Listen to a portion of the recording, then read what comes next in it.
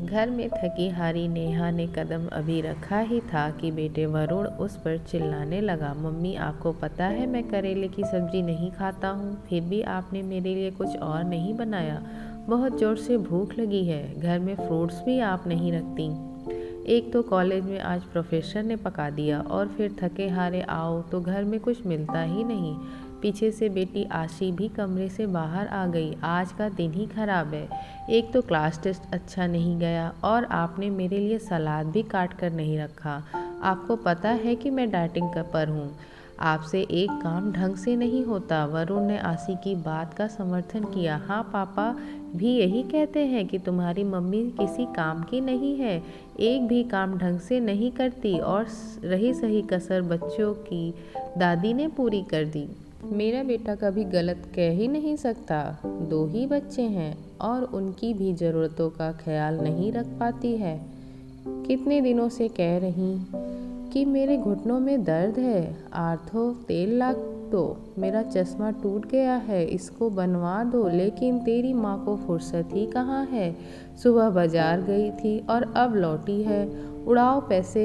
मेरा बेटा दिन रात मेहनत करे और तुम आराम से शॉपिंग करो। दादी की बात सुन वरुण और आशी भी मुस्कुराने लगे। यह देख नेहा को गुस्सा तो बहुत आया, लेकिन कुछ नहीं बोली। वो वैसे ही बहुत थकी थी और उन सबको बोलकर या डांटकर अपने आप को और थकाना नहीं चाहती थी। किचन में जाकर पानी पिया, फिर उसने अपने हैंडबैग से सासू जी का चश्मा निकाला और उनको दे दिया। शॉपिंग बैग से आर्थो तेल निकाल कर उनके सामने रख दिया। फ्रूट्स निकाला और धोकर फ्रूट बास्केट में रख दिया। बाजार से लाई सब्जियां निकाल कर बेटी के लिए सलाद काटकर उसे दे दिया और फिर कमरे में चली गई। जरा सा कुछ कहो नहीं, तुम्हारी मम्मी मुंह फुला लेती है। मेरा सामान लाकर कोई एहसान नहीं किया, मेरे बेटे की कमाई से ही लाई हो, और यही सब पहले कर देती तो हम भी गुस्सा नहीं करते। फालतू में हम सब का दिमाग खराब कर दिया। लीला जी अपनी जेब मिटाने के लिए भी नेहा को ही दोष दे रही थी। अभी तक आप समझ ही गए होंगे कि नेहा की क्या स्थिति है। अपने ही घर में शायद एक पंचिंग बैग की, जो आता मुक्का मारकर चला जाता। अरे अभी आप पति जी सुनील से तो मिले ही नहीं। जब घर में बाकी सदस्यों का यह व्यवहार था तो उनका कुछ अलग की उम्मीद बिल्कुल मत करिएगा। शाम को घर आते ही लीला जी ने दिन का सारा ब्यौरा बेटे को सुना दिया कि नेहा की वजह से वरुण और आशी भूखे रह गए और बाजार से लेट आई तो वो भी दवा समय पर नहीं खा पाई। सुनील का मूड ऑफिस में बॉस की डांट के कारण वैसे ही बहुत खराब था और घर पर नेहा की शिकायत, उसका भी सारा गुस्सा नेहा पर फूट पड़ा। यार, तुम करती क्या हो घर में? मैं ऑफिस में बॉस की डांट सुनूं और घर आकर तुम्हारी कामचोरी की शिकायतें सुनूं। किसी काम की नहीं हो। मेरा घर अगर तुमसे नहीं संभाला जा रहा तो साफ साफ कह दो, मैं नौकर रख लेता हूँ। कम से कम इस रोज़ रोज़ की शिकायतों से बच जाऊंगा।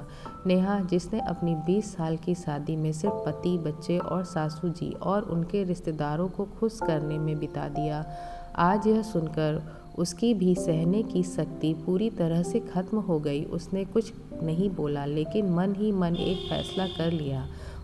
उसने 2-4 जगह फ़ोन किया और रात का काम खत्म करके सो गई। सुबह नेहा के घर में एक बार फिर वरुण, आशी, सुनील और लीला जी के चिल्लाने की आवाज़ें सुनाई दे रही थी। मम्मी, मेरा दूध ब्रेड कहाँ है?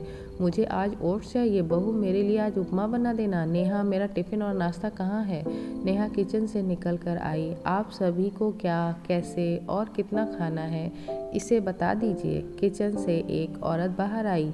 ये मीरा है, आज से आप सभी की ज़रूरतों का यही ख्याल रखेगी। ये क्या मजाक है नेहा? सुनील गुस्से में बोला। हमारे घर में आज तक कोई काम वाली नहीं रखी गई। तुम्हें तो सिर्फ मेरे बेटे की कमाई लुटाने आता है। यह घर का काम करेगी तो तू क्या करेगी? लीला जी भी तल्खी में बोली।